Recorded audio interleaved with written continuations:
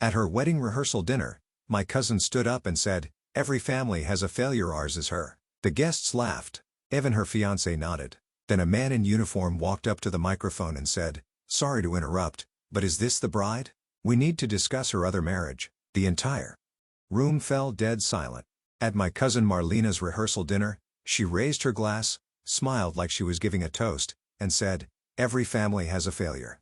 Ours is her." She pointed right at me. People laughed. I looked around the table. Her bridesmaids giggled behind champagne flutes. Her fiancé Todd smirked like it was just another harmless joke. Even my own mother gave a tight smile like she didn't want to seem uptight by not playing along. I kept my face still. That was the trick. Don't flinch. Don't give them the satisfaction. I picked up my wine, took a sip, and made it look like the comment slid right off me. Inside, it landed like a punch to the ribs. I wasn't surprised. Marlena had been pulling stunts like this for years, poking at me, dressing it up as just teasing, then hiding behind a crowd that always let her get away with it. Ever since we were kids, I was the one who didn't fit. The one who didn't go to college, didn't wear pastels at Easter, didn't smile wide enough in photos, the one who enlisted in the army instead of joining her sorority. They didn't care when I came home last year. No welcome sign, no phone call, not even a text. It was like I'd failed quietly in a way that made them all feel better about themselves, like being different was something to be ashamed of. And tonight, I was just a prop in Marlena's perfect little event, another joke to toss out between courses. But then the front doors opened.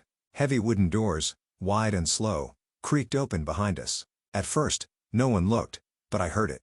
Boots on tile, the clink of metal, the sound of someone walking with purpose. The room quieted just enough for a few heads to turn. A man in uniform walked in. Full army dress blues, polished shoes, clean cut, squared shoulders, a folder tucked neatly under his arm. He scanned the room calmly, then walked toward the head table where Marlena and Todd sat under strings of fairy lights. Thought maybe he was here for me. I stood up slightly. He didn't even look at me. He stopped at the microphone, tapped it once, then spoke in a firm professional tone. "Apologies for the interruption. Is the bride present?" The room went still. Marlena froze. "Yes, that's me." The man nodded. "Miss Marlena Vale, we need to speak with you regarding your other marriage." At first, no one reacted. It was like the words didn't make sense, like our ears hadn't caught up to what we were hearing. Then the meaning hit. I saw Marlena's eyes widen.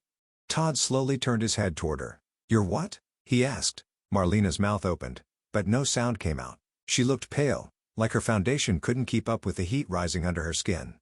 The officer turned to Todd. "She is currently still legally married to Corporal James Ridley. We have documentation on file. That marriage has not been annulled or legally dissolved." Forks hit plates. Someone gasped. Chairs shifted. The sound of breath being held filled the room. And in that moment, I didn't have to say a word. I didn't have to defend myself or explain who I was or why I'd been gone or why I didn't wear heels or makeup or post photos in matching satin robes with 10 other bridesmaids. I just sat back down, set my glass on the table, and watched the woman who'd spent years calling me the family failure finally have to explain herself. I hadn't planned to attend Marlena's wedding. Not the rehearsal, not the ceremony, none of it. I deleted the invitation when it first arrived. I didn't need another reminder of where I stood in this family. But then my younger brother, Jace, called. "You should come," he said. "You've been gone for years. Just show your face, eat the free food, and go home."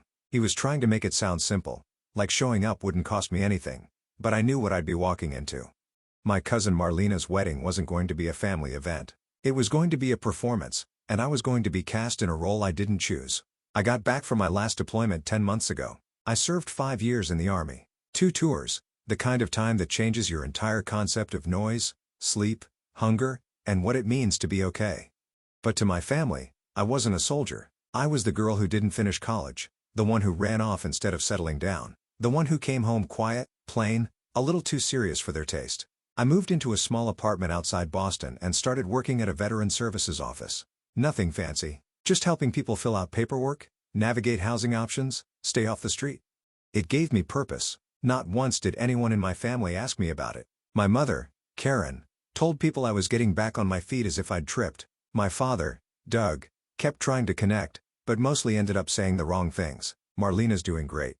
He'd mentioned in every conversation as if her success was a map I had refused to follow. And then there was Marlena herself. She and I used to be close. When we were little, we played together constantly. She was wild and dramatic. I was quieter. She told me secrets. I kept them. That changed when we got older. Somewhere between middle school and prom, I became someone she used to tolerate. She discovered popularity. I discovered solitude. She moved towards spotlight. I drifted into the background. By the time I left for basic training, she barely acknowledged me at family gatherings. She called it Emily's phase. The last time we were in the same room before the wedding was my grandfather's funeral. She spent more time talking about the catering than the man in the casket. So when Jace asked me to come to the rehearsal dinner, I hesitated. He was my only sibling, the only one who didn't treat me like a stranger in my own family. He looked up to me when we were kids. Still did, I think. I owed him at least one night. The dinner was at a lakeside venue about an hour from our hometown. White lights wrapped around the trees, glass lanterns floating on the water, tables arranged in perfect symmetry with centerpieces that looked like they cost more than my rent. I showed up in a black dress. Simple, pressed, modest. I kept my hair down. No makeup. I didn't want to be noticed, just present. Enough to say I came.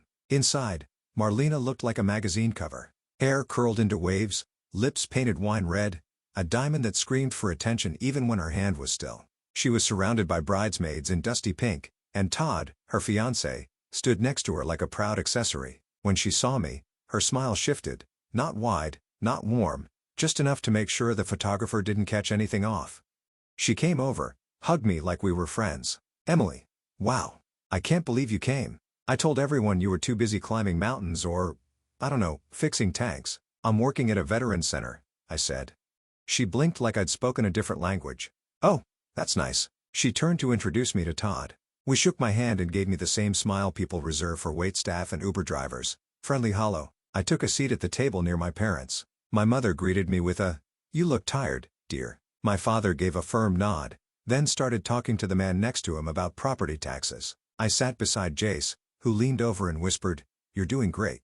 Just breathe through it." I didn't want to be there, but I was. I'd shown up. I thought maybe that would be enough. I didn't know it yet, but that night would be the last time anyone in my family saw Marlena the way they used to, and it would be the first time they saw me at all.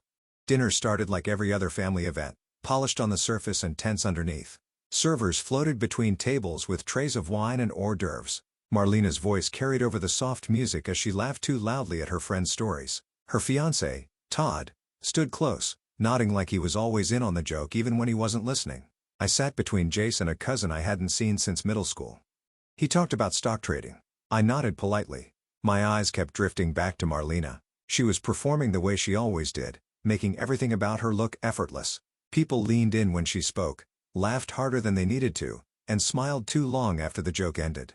When the speeches began, her father, my Uncle Henry, stood up first. He thanked everyone for coming, welcomed Todd's family with a joke about surviving the bridezilla phase, and toasted to the couple's future. There was laughter and clinking glasses. Then Marlena's maid of honor spoke. Then one of Todd's brothers.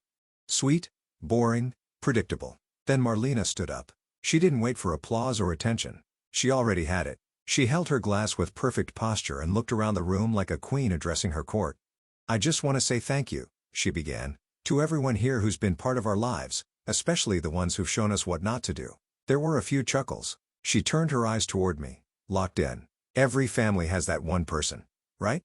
she said, her tone light, playful. "The one who didn't quite get it together? The one who still hasn't figured out who they are? In our case, well, she's sitting right there." She pointed. Her finger actually pointed at me. Laughter rolled through the room like a wave, light at first then louder. The kind that grows because everyone's afraid to be the one who stays silent. I froze. My cheeks flushed hot, not from embarrassment, but from restraint. I stared straight ahead, jaw tight, breath measured. Todd was grinning, nodding along. "Every family needs one," he added with a chuckle. "Keeps things interesting." More laughter. My mother laughed too, high-pitched and awkward, like she was trying to erase the discomfort. My father looked down at his napkin. Jace didn't laugh. He muttered something under his breath I didn't catch. My throat tightened, but I didn't speak. I didn't move. I just kept my eyes on my water glass watching the condensation bead and roll down the side. I had faced worse. I had walked through heat that could blister skin. I had slept with my boots on next to people who might not wake up. But that night, in that perfectly decorated room surrounded by relatives and strangers pretending they knew me, I felt completely alone. The laughter died down. Marlena moved on with her speech, pretending the joke didn't matter, but it did. She meant it. She wanted everyone to laugh at me because it made her shine brighter. I thought about getting up. I thought about walking out the front door and never looking back. but something in me refused to let her win like that. I stayed. A few minutes later, the final toast ended. Dessert was being served when the doors at the back of the room opened. At first, no one noticed. The music was back on. The clinking of forks on cake plates filled the air. Then a figure stepped inside. Tall, clean-cut, in full army dress uniform. His presence shifted the room. Even before he spoke, something about the way he walked silenced people. One by one, heads turned. A few people whispered. The buzz faded. He made his way toward the front of the room with calm, deliberate steps, holding a file under his arm. The heels of his polished shoes clicked against the wood floor like a metronome. He stopped at the microphone. His voice was even, formal, not loud, but commanding. Apologies for the interruption. Is the bride present? Marlena stood. Yes, I'm Marlena. I need to speak with you, he said, regarding your other marriage. The room fell into a silence so deep it felt physical. A vacuum. Todd turned his head slowly toward her. What is he talking about? Marlena didn't answer. Her lips parted, but no sound came out. The officer didn't flinch. Miss Marlena Vale, you are still legally married to Corporal James Ridley. That marriage has not been legally dissolved. We have documentation on file. I have been instructed to inform you of this as part of a formal inquiry. People stared. Todd's parents were whispering now. My mother had her hand over her mouth. Then my father sat frozen, eyes wide. Marlena's expression cracked. The mask slipped. She looked around like she was searching for a line, an exit, a way to explain herself, but the damage had already been done. I looked down at my plate. I hadn't touched my dessert. My stomach felt hollow and hard. She had tried to humiliate me, tried to put me in my place, and now her perfect world was unraveling in front of everyone. The room had fallen into complete silence, the kind you don't forget, not the silence of a lull or an awkward pause, but the kind that swallows a space. People looked at each other, but no one knew what to say. The officer's words hung in the air. Marlena was still standing at the head table. She looked like a statue. Her fingers were clenched around the edge of her chair.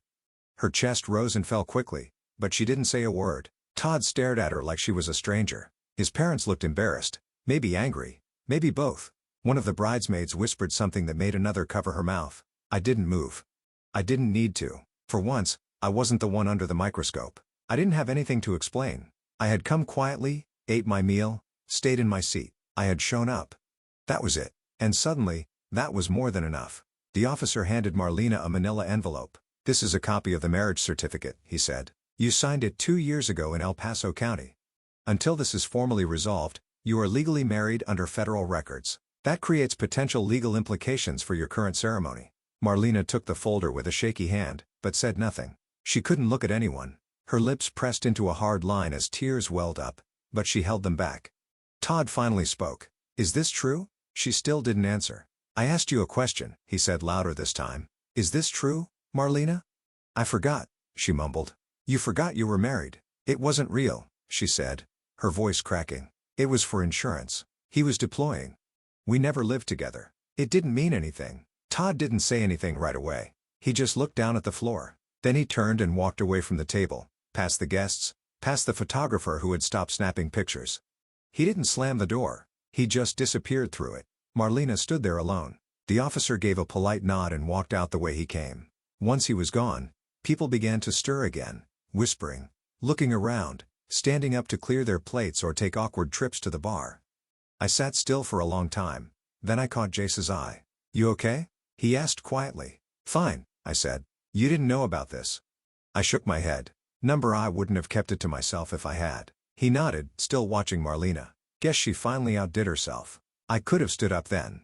I could have said something, asked if anyone still thought I was the family failure, asked if this counted as one of Marlena's flawless life choices, but I didn't.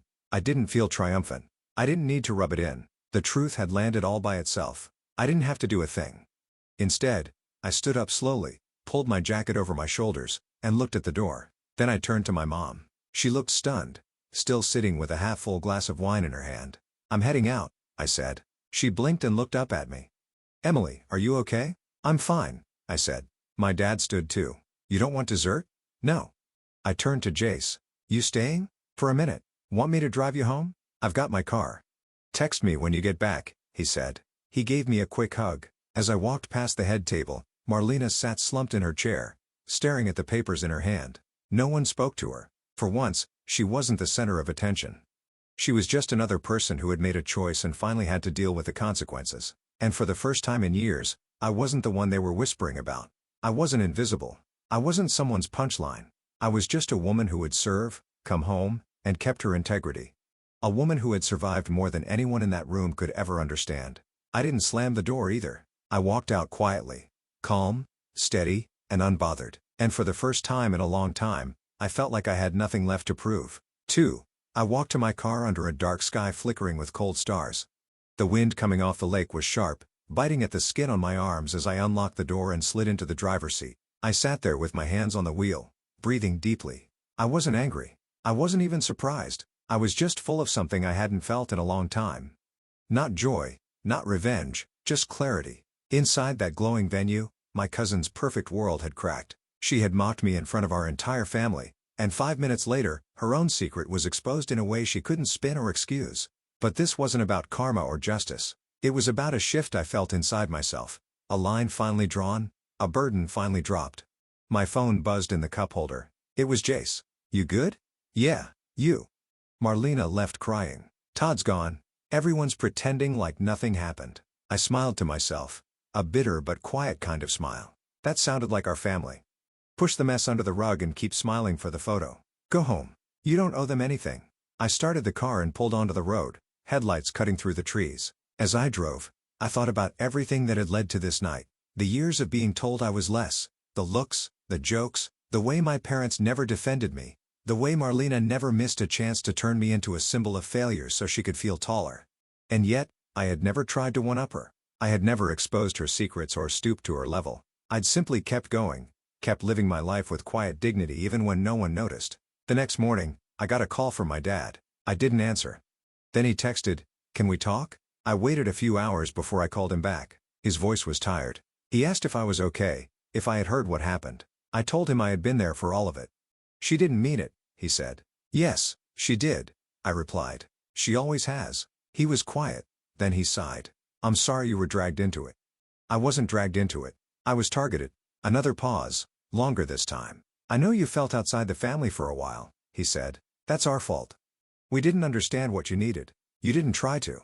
"You're right." He didn't try to defend himself after that. He didn't try to explain her behavior or mine. He didn't even ask for forgiveness. He just said he hoped I'd still come to the wedding, which at that point was clearly cancelled. "I hope she's okay," I said. And I meant it. I didn't hate Marlena. I pitied her. Her whole life had been about performing, about controlling the narrative. She'd spent so long trying to look perfect, she forgot to actually be honest. A week later, I got a letter in the mail, handwritten. No return address, but the handwriting was familiar. "Emily, I don't know what to say except that you didn't deserve what I did. I made a joke at your expense because I thought that's what people expected from me because I was insecure and selfish. You didn't do anything wrong. You just showed up and reminded me what real strength looks like. I'm sorry." Marlena. I didn't write her back. Some apologies don't need responses. Sometimes the silence that follows is enough. Instead, I pinned the letter to my fridge with a magnet shaped like a dog tag. A reminder, not of the pain, but of the truth, finally coming to light. A month later, I was asked to speak at a local veterans panel. I told a room full of strangers that you don't always get the family you deserve. Sometimes, you get the one that teaches you exactly who you are by constantly misunderstanding you. After the event, a woman came up to me, eyes shining with tears. She said, "Thank you. My daughter's in the army." I never knew how to talk to her without making her feel small. "I think I've been doing it wrong." I shook her hand. "It's not too late to do it right." Walking away that night, I realized I had never been the failure. I had been the scapegoat for their insecurities. I had made my life with my own hands. I had carried my silence like armor, not shame. And for the first time, I finally saw myself the way I deserved to be seen. 2 months passed before I saw any of them again. Marlena's wedding was officially called off. There was no big announcement, no explanation sent out to guests, no follow-up photos posted, just silence. Her social media went dark. Her bridal website was deleted. As far as the family was concerned, it became one more thing we weren't supposed to talk about, something they hoped people would forget, but I didn't forget. Not because I wanted revenge and not because I was holding a grudge. I remembered because for the first time, something cracked wide open, and everyone had to sit in the truth. The next family gathering was my father's birthday. Smaller crowd, fewer distractions, no champagne toasts. I debated not going, but this time, I didn't feel like I was walking into enemy territory. I felt different. I felt equal. When I walked in, my mother gave me a quiet smile. No backhanded comments about my outfit. No subtle jabs about what I was doing with my life. Just a real, almost cautious, hello. Marlena wasn't there. I sat beside Jace and listened to the conversation swirl around us. For once, people didn't talk over me. They asked questions, real ones, about my job, about what it had been like coming home, about what I wanted to do next. I answered honestly. I didn't make myself smaller to make them more comfortable. After dinner, my dad pulled me aside in the kitchen. He leaned against the counter, arms crossed. "I've been thinking a lot about that night," he said. "I have too," I told him. He looked at me, not like a parent trying to fix things, but like a man seeing his daughter clearly for the first time. "I didn't stand up for you. I should have. All those years, I let it slide because I thought it would pass. I thought it was harmless. It wasn't," I said, "but I survived it, and I'm not waiting for anyone to tell me I turned out okay." He nodded, eyes wet. "You did more than okay. That was all I needed. Not because it fixed everything, but because it told me I no longer had to fight to be seen." He had finally opened his eyes. I never saw Marlena again. Not in person. I heard she moved in with a friend downstate and started working as a freelance event planner. The family didn't say much, and I didn't ask. Her story wasn't mine to chase. But sometimes I think about that night, the way the entire room laughed when she called me a failure, and the way they all froze when her lie surfaced. Not because I needed to relive the moment, but because it reminded me of something important. There are people in this world who will do everything they can to define you by your worst day, your hardest moment, your quietest season. They'll pick you apart so they can feel more complete, and if you let them, they will write your story without your consent. But silence isn't weakness. Sometimes, silence is strength. Sometimes, it's the loudest thing in the room. That night, I didn't defend myself. I didn't fight back. I didn't need to. The truth stood up for me.